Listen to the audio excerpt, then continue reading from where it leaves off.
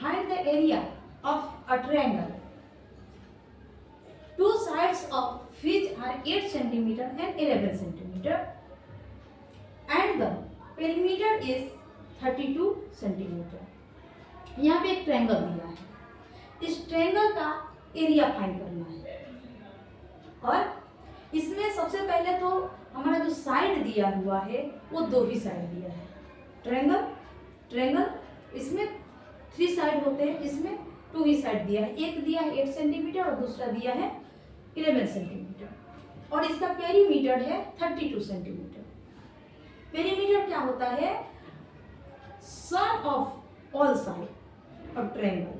हमारा जो ट्रायंगल है उसके तीनों साइड का जो योग होता है वो पेरीमीटर होता है। तो यहाँ पे ए बी एंड सी, हमारा जो साइड है वो ए बी एंड सी। तो ए इक्वल टू दिया है 8 सेंटीमीटर, बी इक्वल टू दिया है 11 सेंटीमीटर, लेकिन सी नहीं दिया है। तो सबसे पहले तो हम सी को फाइंड करेंगे। तो सी को फाइंड कैसे? a plus B plus C equal to 32 centimetre, क्योंकि यहाँ पे पेरीमीटर दिया है 32 सेंटीमीटर। तो a plus B plus C equal to 32 centimetre. तो हमें c फाइंड करना है। तो c इक्वल टू क्या होगा? 8 plus 11 plus c equal to 32 centimetre. तो c इक्वल टू क्या हो गया? 32 माइनस 19, 11 और 8 19, तो 32 माइनस 19। तो c इक्वल टू कितना हो गया? 32 में से 19 को माइनस जब करेंगे तो 13 आ जाएगा। तो c इक्वल टू हो गया 13 सेंटीमीटर। अब तीनों साइड में निकल गया। अब क्या करेंगे? अब हमें इसका एरिया फाइंड करना है इस ट्रायंगल का। तो एरिया ऑफ ट्रायंगल क्या होता है? देखो, एरिया ऑफ ट्रायंगल जो होता है उसका फॉर्मूला होता है under root S bracket S minus A bracket S minus B bracket S minus C. ये बाई हेरन्स फॉर्मूला, ये इसका फॉर्मूला है एरिया ट्रायंगल का। तो यहाँ पे हमारे पास ए है, बी है, सी है, लेकिन एस नहीं है। तो एस इक्वल टू क्या होता है? Perimeter upon 2। S equal to perimeter upon 2। Perimeter क्या है? 32 centimetre. S equal to 32 upon 2 यानी 16 centimetre. S equal to 16 centimetre. अब एस भी हो गया, ए भी, बी भी और सी भी। अब क्या करेंगे?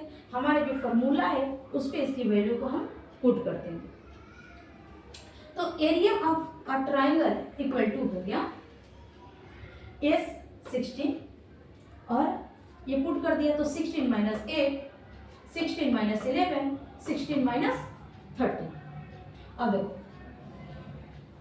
अंडर रूट 16 और इसको माइनस जब करेंगे 16 माइनस 8 तो हो गया 8, 16 माइनस 11 5, 16 माइनस 13 हो गया 3।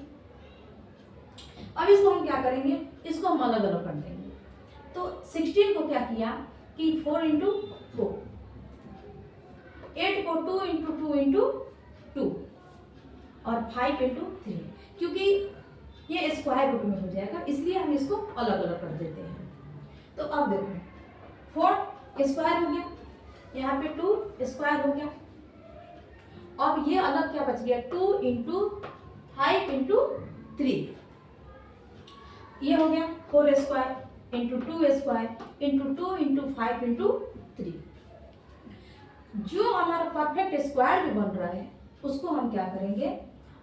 रूट के बाहर लिख देंगे। बाहर लिखेंगे 4 इंटू 2, 4 इंटू 2 अंडर रूट। अब 2 इंटू 5 इंटू 3 रूट के अंदर में लिखेंगे। अब 4 इंटू 2 इक्वल टू हो गया 8 और इसको जो मल्टीप्लाई करेंगे तो 5 टू 10, 10 3 जा 30। तो 8 अंडर रूट 30 सेंटीमीटर स्क्वायर। जब भी हम एरिया फाइंड करते हैं तो हमारा आंसर क्या होता है? स्क्वायर में होता है। तो हमारा इस ट्रायंगल का एरिया फाइंड हो गया, वो है 8 रूट अंडर 30 सेंटीमीटर स्क्वायर।